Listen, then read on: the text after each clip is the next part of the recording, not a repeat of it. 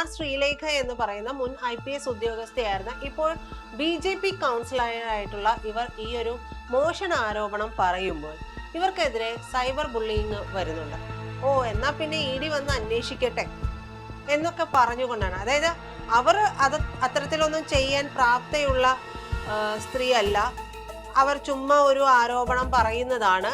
ആ ചുരുക്കെഴുത്ത് പറയുന്നതിന് പിന്നിൽ കൃത്യമായ ഒറ്റ കാരണമേ ഉള്ളൂ, അവർ BJP കൗൺസിലറാണ് എന്നുള്ളത് തന്നെയാണ്. ഷെയ്ൻ നിഗം നായകനായിട്ടുള്ള ഭൂതകാലം, ദൃഢം എന്ന് പറയുന്ന 2 സിനിമകൾക്കെതിരെ BJP കൗൺസിലറും മുൻ IPS ഉദ്യോഗസ്ഥയുമായിട്ടുള്ള ആർ ശ്രീലേഖ ആരോപണം ഉന്നയിച്ചിട്ടുണ്ട്. അവർ പറഞ്ഞിരിക്കുന്ന കാര്യം എന്ന് പറയുന്നത് ഈ 2 കഥകളും എന്റേതാണ്, അത് മോഷ്ടിച്ചതാണ് എന്നുള്ളതാണ്. ഈ സിനിമാ രംഗത്ത് അല്ലെങ്കിൽ പാട്ടുമായി ബന്ധപ്പെട്ട അതുമായി ബന്ധപ്പെട്ടുള്ള സകല രംഗങ്ങളിലും പലപ്പോഴും പറയുന്ന ഒരു ആരോപണമാണ് ഈ മോഷണ ആരോപണം.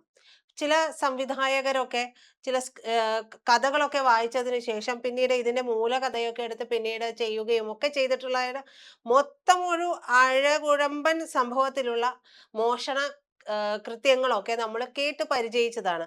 എന്നാൽ ഒരു IPS ഉദ്യോഗസ്ഥ ഇത് ആദ്യമായിട്ടായിരിക്കും തന്റെ കഥകൾ മോഷ്ടിച്ചു എന്ന് ആരോപണം ഉന്നയിക്കുന്നത്.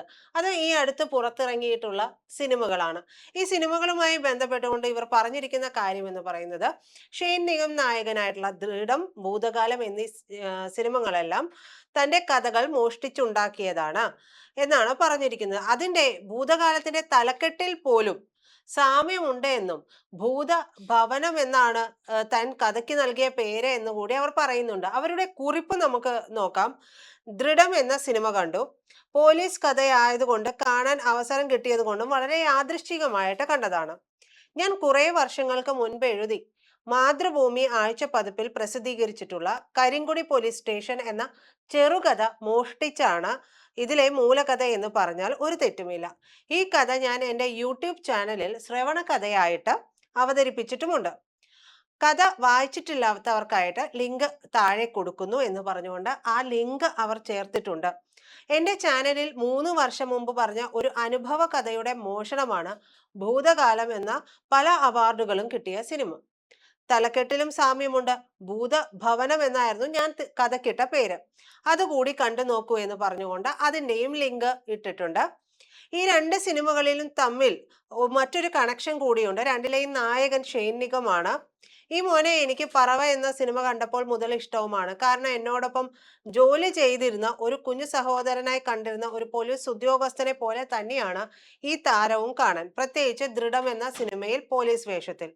എനിക്ക് കോശേരി മാവിന്റെ തൈയും ഇടയ്ക്കിടെ ശുദ്ധമായ തേനും നെയ്യും ഒക്കെ സമ്മാനിച്ചിരുന്ന മുഹമ്മദ് എന്ന പോലീസ് ഉദ്യോഗസ്ഥനാണ് കക്ഷി എന്ന് പറഞ്ഞുകൊണ്ട് ഇവര് ഈ പോസ്റ്റ് അവസാനിപ്പിക്കുകയാണ്.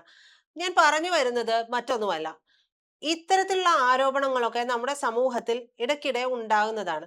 പക്ഷേ ആർ ശ്രീലേഖ എന്ന് പറയുന്ന മുൻ IPS ഉദ്യോഗസ്ഥയായിരുന്ന ഇപ്പോൾ BJP കൗൺസിലറായിട്ടുള്ള ഇവർ ഈ ഒരു മോഷണ ആരോപണം പറയുമ്പോൾ ഇവർക്കെതിരെ സൈബർ ബുള്ളിയിങ് വരുന്നുണ്ട്.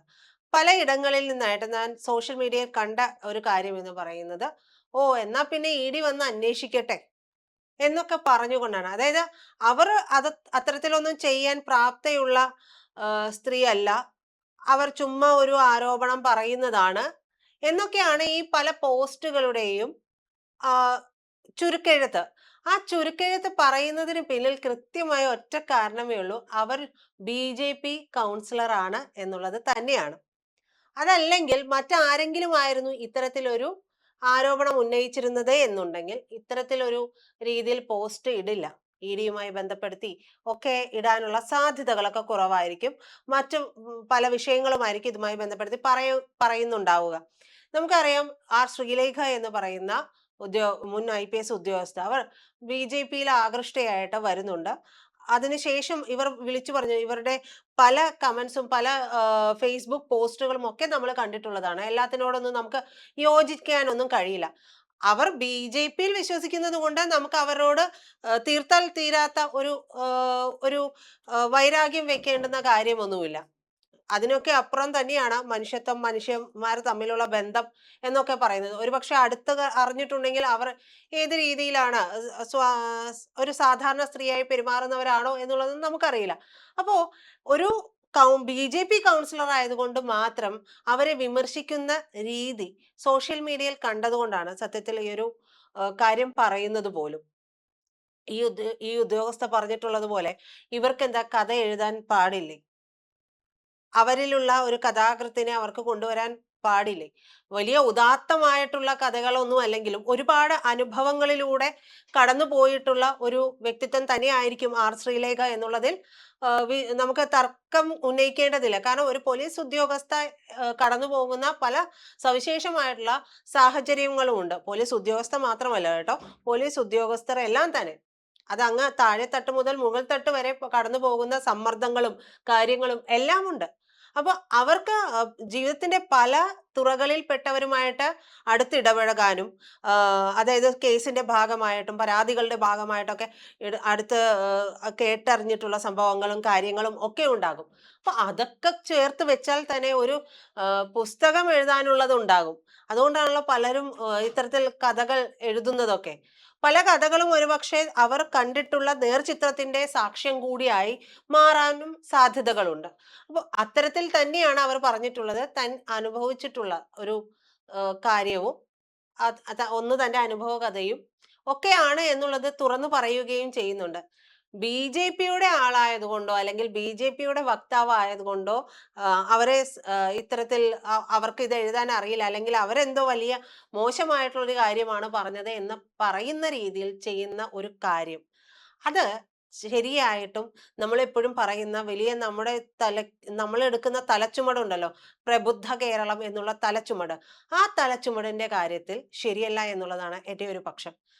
അതല്ലാതെ അവർ പറഞ്ഞിട്ടുള്ള രാഷ്ട്രീയപരമായിട്ട് അവർക്ക് അറിയാത്ത ചില കാര്യങ്ങളുണ്ട്. രാഷ്ട്രീയത്തിൽ കാണിക്കേണ്ട ചില ഗിമ്മിക്സ് ഉണ്ട്. ഇതൊന്നും ഇവർക്ക് അറിയില്ല എന്നുള്ളത് അവർ തന്നെ നമ്മളെ ബോധ്യപ്പെടുത്തി തന്നതാണ്. പല സമയങ്ങളിലായിട്ട് ഇലക്ഷനുമായി ബന്ധപ്പെട്ടിട്ടൊക്കെ പറഞ്ഞിട്ടുള്ളതാണ്. ഇതൊക്കെ പലപ്പോഴും ബി.ജെ.പിയെ കൂടി പ്രതിക്കൂട്ടിൽ നിർത്തുകയും ഒക്കെ ചെയ്തിട്ടുണ്ട്. ഒരുപക്ഷെ അവരെ പറഞ്ഞു പറ്റിച്ചിട്ടുള്ള സംഭവങ്ങൾ ഉണ്ടായിട്ടുണ്ടാവാം. അതുകൊണ്ടൊരു പോലീസ് ഉദ്യോഗസ്ഥ ആയതുകൊണ്ട് ഒരു ചെറിയ മനസ്സിന്റെ അല്ലെങ്കിൽ ഒരു കുട്ടിയുടെ മനസ്സിന്റെ ഉടമയായിക്കൂടെ എന്നൊന്നും നമുക്ക് പറയാൻ കഴിയില്ല. ഇത്തരത്തിലുള്ള കാര്യങ്ങളൊക്കെ ഉണ്ടാകാം. എന്ത് തന്നെ ആയാലും ഇത്തരത്തിലുള്ള കഥകൾ മോഷ്ടിക്കുക എന്ന് പറയുന്നതിനേക്കാൾ ഉചിതമല്ലേ നിങ്ങൾ ഈ ഒരു കഥയുടെ ത്രെഡ് ഞാൻ എടുക്കുന്നുണ്ട് കേട്ടോ എന്നൊന്ന് പറഞ്ഞാൽ അത് ഇവരുടേത് മാത്രമല്ല, ആർ ശ്രീലേഖയുമായി ബന്ധപ്പെട്ടിട്ടുള്ള വിഷയത്തിന്റെ മാത്രമല്ല, എല്ലാ തരത്തിലുമുള്ള മോഷണങ്ങളിൽ അല്ലെ, കഥ, പാട്ട്, ഇതൊക്കെ മോഷ്ടിക്കുക എന്ന് പറയുന്നതാണ്. ഇത്തരത്തിലുള്ള മോഷണത്തിൽ തന്നെ വൈദഗ്ധ്യം നേടിയ ഒരുപാട് പേര് വലിയ ബുദ്ധിജീവികളായിട്ടൊക്കെ പ്രവർത്തിക്കുന്നുണ്ട്. അപ്പോൾ ഇവർക്കൊക്കെ അവരൊന്നും കാണിക്കാത്ത ഒരു മര്യാദ, മാന്യത എന്ന് പറയുന്നത് നമുക്ക് വേണമെങ്കിൽ ഒരു സിനിമാ നിർമ്മാതാവിനോ സംവിധായകനോ കഥാകൃത്തിനോ ഒക്കെ കാണിക്കാവുന്നതാണ്. ഈ ഇത്തരത്തിലുള്ള ഈ കഥയുടെ ഒരു ത്രെഡ് അത് ഞങ്ങൾ എടുത്തിട്ട് ഒന്ന് വലിയതാക്കുന്നുണ്ട്, ഞങ്ങളൊരു സിനിമയാക്കുന്നുണ്ട്. അപ്പൊ അതിന്റെ മൂലകഥ എന്ന് പറയുന്നത് ഇതായിരിക്കും എന്ന് പറഞ്ഞാൽ ഇത്തരത്തിലുള്ള വിഷയങ്ങളൊന്നുമില്ല. അത് കഥാകൃത്തിനെ ചെറുതായി കാണുന്ന ഒരു സംഭവം ഒന്നും ആയി മാറുന്നതേ ഇല്ല എന്നുള്ളതാണ്. അപ്പോ ഈ പറയുന്ന തരത്തിൽ വലിയ രീതിയിലുള്ള ഒരു ആക്രമണം സോഷ്യൽ മീഡിയയിലൊക്കെ തുടങ്ങി തുടങ്ങി വരുന്നുണ്ട്. അത് പലയിടത്തു നിന്നായിട്ട് കണ്ടതുകൊണ്ടാണ് ഇത് പറയേണ്ടി വരുന്നതും. അങ്ങനെ അവർ മോഷ്ടിച്ചു എന്ന് പറയുന്നത് ശരിയല്ല എന്നുണ്ടെങ്കിൽ അതുമായി ബന്ധപ്പെട്ടുള്ളവർ വരട്ടെ, പറയട്ടെ, സത്യം തെളിയട്ടെ.